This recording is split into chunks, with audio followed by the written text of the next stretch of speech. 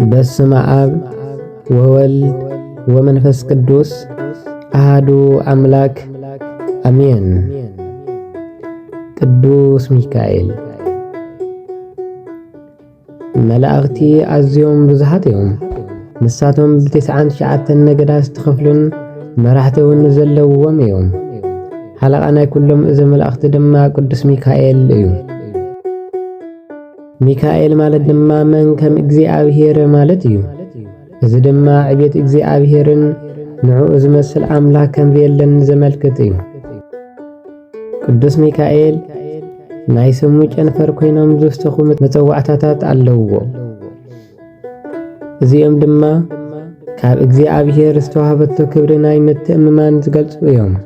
ኣስማቱ ድማ መልአከ ኃይል፣ መጋቤ ብሉይን መልአከ ምክሩን እዮም።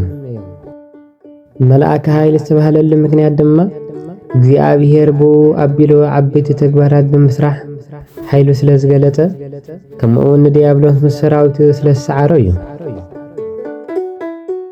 መጋቤ ብሉይ ዝተባህለሉ ምክንያት ድማ ብብሉይ ኪዳን ካብ እግዚአብሔር ተላኢኹ ብዙሓት ዓበይቲ ተግባራት ስለ ዝሰርሐ እዩ። መልአከ ምክሩ ዝተባህለሉ ምክንያት ድማ እግዚአብሔር ብኡ ኣቢሉ ብምኽሩ ይሕግዞ ንምባል ዘይኮነስ እግዚአብሔር ሰርሖ ስራሕ ንፍቅሩ ንቅዱስ ሚካኤል ይገልጸሉ፣ ብኡ ኣቢሉ ድማ ይሰርሕ ንምባል እዩ። ሹመት ቅዱስ ሚካኤል ካብ ነገደ መላእክት ጥራይ ኣይኮነን፣ ኣብ ህዝቢ እግዚአብሔር ዝኾነ ድማ እዩ። ብብሉይ ኪዳን ህዝቢ እግዚአብሔር ተባሂሉ ዝተሰየመ ህዝቢ እስራኤል ከም ዝሓለወን ከም ዝሓገዘን ተጻሒፉ ንረክብ። ካብዚ ብተወሳኺ ዲያብሎስ ምስ ሰራዊቱ ኣብ ልዕሊ እግዚአብሔር ምስ ዓመፀ ካብ ክብሩ ኣውሪዱ ናብ ምድሪ ዝደርበዮ ሓለቓ ቅዱሳን መላእክቲ ቅዱስ ሚካኤል ነበረ። ቅዱስ ዮሐንስ ድማ ኣብ ራእዩ ኣብ ሰማይ ሰልፊ ኾነ፣ ሚካኤልን መላእክቱን ድማ ምስ ትገበል ተዋግኡ፣ እትገበልን መላእክቱን ድማ ተዋግኡ፣ ግና ኣይከኣልዎምን።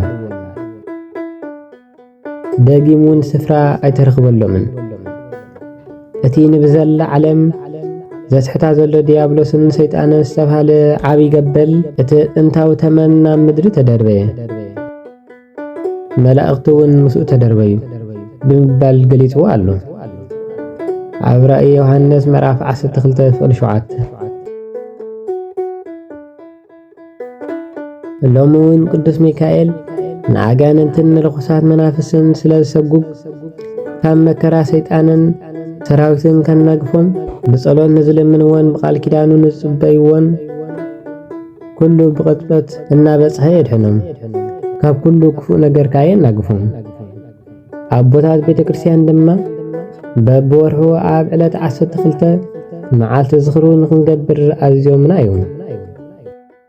እዚ ክገብር ዘይከኣለ ድማ ብዓመት 4 ዓበይቲ በዓላት ካብ ዝሑል ጽዋእ ማይ ጀሚሩ ብዝከኣሎ ክዝክር ይግባእ።